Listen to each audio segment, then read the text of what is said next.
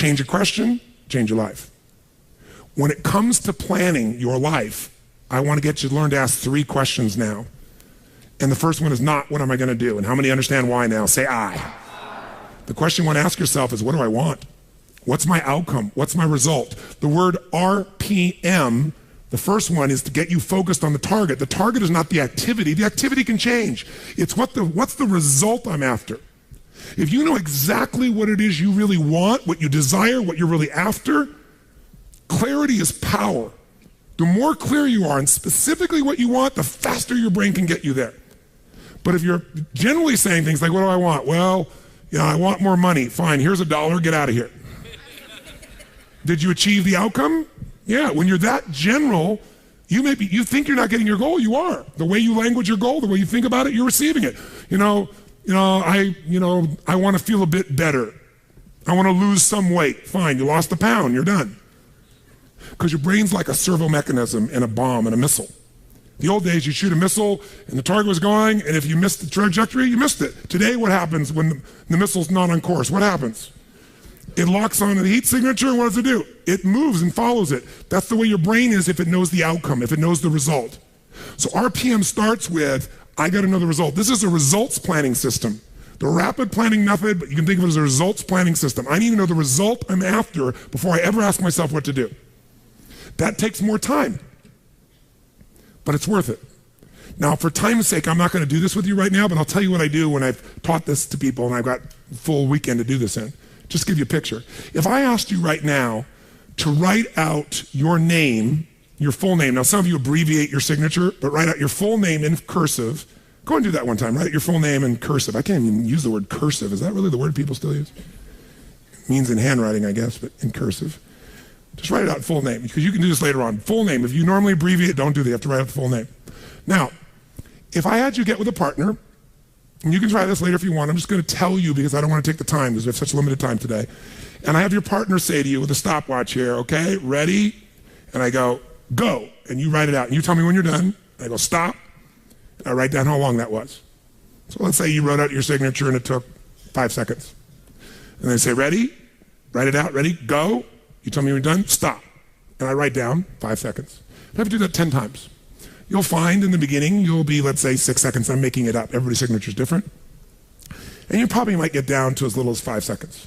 If you have like an iPhone, you could do it as a digital stopwatch. You could see the milliseconds.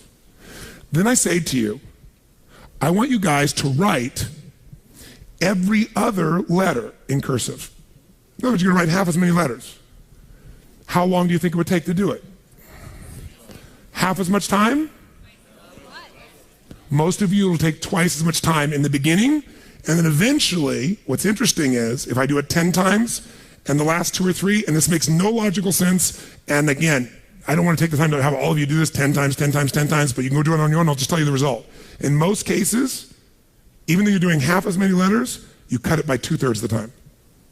There's something happens when you break an old pattern and you do it fresh. Your brain over the years has learned ways to move more rapidly since when you did your original signature, and you'll do it in 1/3 the amount of time. It'll take twice as much at first, and then it'll cost you 1/3 amount of time. Now let me tell you why I'm telling you this. The system I'm calling the rapid planning method, by the time I show it to you, you're gonna go, this takes more time than just making my to-do list. When? When will it take more time? When? Initially. But once you get it in your nervous system, it'll take you less time because your brain will be thinking in outcomes and not activities. And when you think in terms of outcomes and not activities, pretty soon, some of the activities in your list you don't even need to do to get the outcome. You find a better way to get the outcome quicker. Now, how do you do that? Yes, 3 questions. Question 1, what is my result? What is my outcome? What is it I really, truly want from this? If you're going back next week, and you say this next week, what are the most important what? Outcomes for me to get this week in my business. And you just write those outcomes out, not your action items, the outcomes. If you do that and nothing else, you'll be ahead of the game. And if you just keep looking at those outcomes every day, how am I doing on that outcome? Your brain will come up with ways to get to that outcome. I promise you. Focus on outcomes, not on activities. Action for most people. Activities, most people may mistake movement for achievement. They mistake action items and to-dos for achievement. We're after the achievement. Are you with me on this? Yes or no? Yes. It's a different way of thinking, and I think all of you inherently have it, But if you make this ritualized, just like the things you've learned this week, they're all great, but if you don't systematize them, they'll work when you do them. But if you systematize them, right? And you see like Mr. Hallman here, where he goes in and just does it and makes sure it's being done again, or what you've seen Chet do, or what I do. You just do it over and over again, you don't miss it. Now the results are geometric. So I want to get you to systematize the thinking, whether you do it visually the way I'm going to show you or not. So, first question, what's the result I'm after? What's the ultimate result? What do I want out of this week, out of this thing, out of my business, out of my life, for my body? And you want to be as what as possible when you describe that outcome, that result. As what? As clear and specific as possible. Generalities will confuse you. So it might take you longer than just writing down call so-and-so to think, if I'm calling my son, I'm going to call Jarek, or I'm going to call my brother. This is what goes through my head before I call him, always. What's my outcome? Because I don't want to just call him. I want Jarek to feel loved by his dad. Or I'm thinking about what's my outcome. I've got to talk to him about this thing that's out there. I've got to make sure I get through to him on this because I want to guide him and move him in this direction. That's what I want to be as his father. I don't want to just chit-chat. I can do that too. If you think before every phone call, before every time you're planning your day, and you think before you have any meeting, what do you think the first thing I ask of anyone when we sit down in a meeting is? Okay, what are your outcomes? What are the outcomes for this meeting? First thing I want to know, because if I know the outcomes, guess what? A lot of meetings, they're done pretty quick. Because if I know the outcome, you don't have to go through all the activities to sell me on it. Just, that's your outcome? How do you want to do it? Sounds good to me? Rock. That's how you make a meeting productive. I know a meeting's productive not by the hours or time. Sometimes it takes longer to the outcome than you want, but I'm going to get the outcome. That's, by the way, what you see with me on stage. That's why my times vary. But it's based on an outcome. I'm going to get that outcome. I don't give a damn whether it's the right time or not. I want to do it in that time, but I must deliver the outcome. How many get that? And by the way, how many like to have your company focused on outcomes, results, and not activities? Say I. People say all the time, well, did you get that done? Well, I left them an email. I left them a voicemail. I've sent them 3 emails. How many times have you heard that? When that happens with me, I'm like, but I don't show it. I just like, really? Wow, that's fascinating. We'll explain about our culture. It's about getting the result. So I can help you if you can't figure another way to do it, but there may be 12 other things we might want to do. Maybe they don't have the answer. Maybe somebody else can give us the answer. The outcome was to get this information, not to leave an email or 12 or 3 voicemails. That will not do any of us any good. How many follow? Now, whether you get the outcome or not, whether you get that result, will be based first, do you have clarity? And the second thing is, whether you got enough emotional juice to keep going after it when things don't work out. So the second part of RPM is the purpose. RPM, by the way, how many knows what it means when you increase the RPMs in a car? Anybody here? What does that do? It builds up what? Power, speed. Higher RPMs, you can explode through something, right? You can make something happen. So think of this metaphorically also, this rapid planning method, this result planning method. So it's rapid planning, it's a result planning. You want a results-focused, purpose-driven, massive action culture. That's what RPM stands for. It's how you build up power and you break through. But whether or not you get that result will be, are you clear and specific? But also, do you have enough juice when it doesn't work out? How many of you are going after an outcome in your day or in your week, and for whatever reason, you're not able to get it? The person doesn't respond, they're not there, the thing's not there, something interferes, somebody interrupts you. Who's had their plans interrupted? Raise your hand and say, I. So whether you keep doing it or not is, do you have enough emotional juice? See, guys, you all know out of this week, you got more than enough to take your business to a whole nother level. You got more ways. You can go home and be artists now. And somebody, went by so fast, but many of you have the program, you'll watch enough times, you'll be there. Somebody's going to invite us in, we're going to be there and make sure you do it. So it's going to happen. But the art of it being followed through or not is going to come. Do you have the emotion to follow through? And that needs to be a part of your thinking also. So the next question I've always asked, besides the outcome, is why? Why is more important than how? Why are we doing this? What's the purpose? Purpose is more powerful than object. Purpose is more powerful than object. You say, I want $1 million. That's a great objective. I want $1 billion. Great objective. I want to feed 3,000 children in my community. That's a beautiful objective. It's even more specific. But even that objective, you might get excited about, so you realize what it takes to feed 3,000 kids.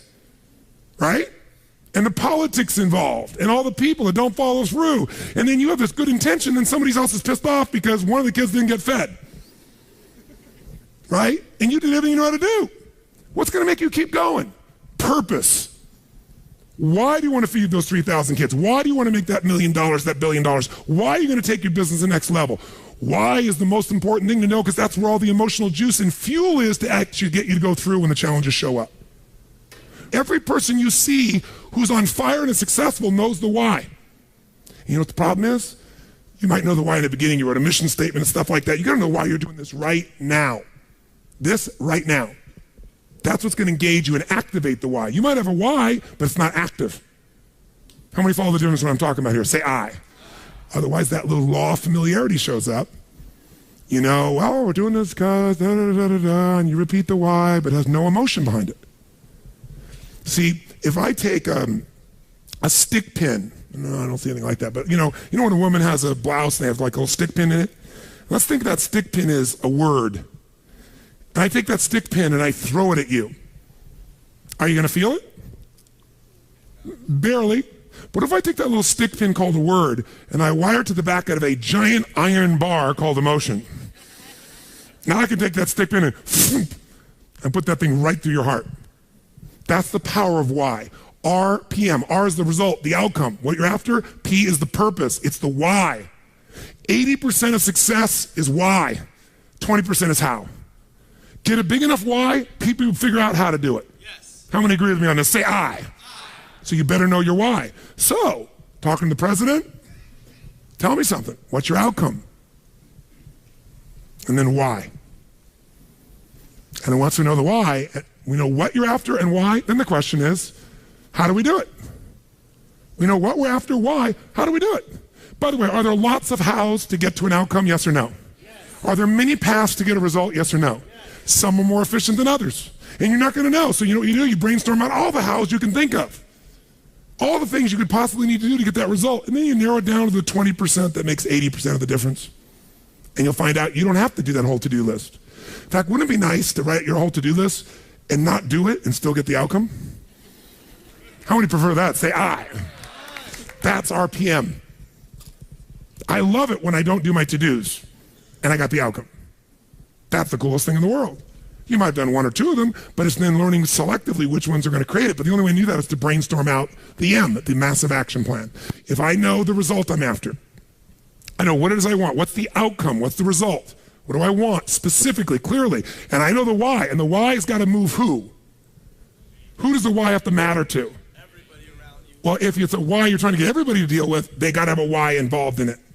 But people do things for different reasons. People donate money for different reasons. Some of you donated money the other day here because you were moved by the experience. Some of you did it for connection. Some of you did it to contribute. Some of you felt guilty if you didn't do it because somebody else did beside you. Or you have a lot of money and you feel guilty about it because you didn't earn it. I'm not saying anybody in this room, but that's how some people are. They inherited it, so they feel guilty. Some people do things to get their name up on the wall. Some people today do it anonymously and then tell everyone. Isn't it true? Yeah, just confidentially. That was me. You know? And everybody tells everybody that it's anonymous. They're doing it for significance. Some do it for connection. Some do it for contribution. I don't care why a person does it, but we do it. But if you're going to work with a group of people, you better make sure the why touches on all their needs. Does that make sense? When it's you, whose why does it have to be? Whose why does it have to touch? Whose purpose does it have to be? Your own, for you to be moved. So if you know the result and you know the purpose, now you need the M, which is the massive action plan. We also call the massive action plan the map. It's your massive action plan, your map. How are you going to get there? What are you going to do? And by the way, when you're crystal clear on what you want and you know why you want it, you can make a big map. You can brainstorm a million ways to do it. Not all your houses are going to work. That's why you make a whole map. And then go back and gradually asterisk the ones that are the most important and go hit those. You might get the whole outcome in the first two action items and get rid of your whole rest of your list. This is RPM. This is how I operate. Now, if you never did this on paper and you just did this thinking process in your head, you'll get invaluable resources. If you learn to put this on paper, it'll be more powerful because then your brain isn't racing and you can see it. If you make it into a system that you personally use, your productivity will explode. If you teach your whole company to do this, your company will go to levels you can't even imagine because everyone will maximize their productivity.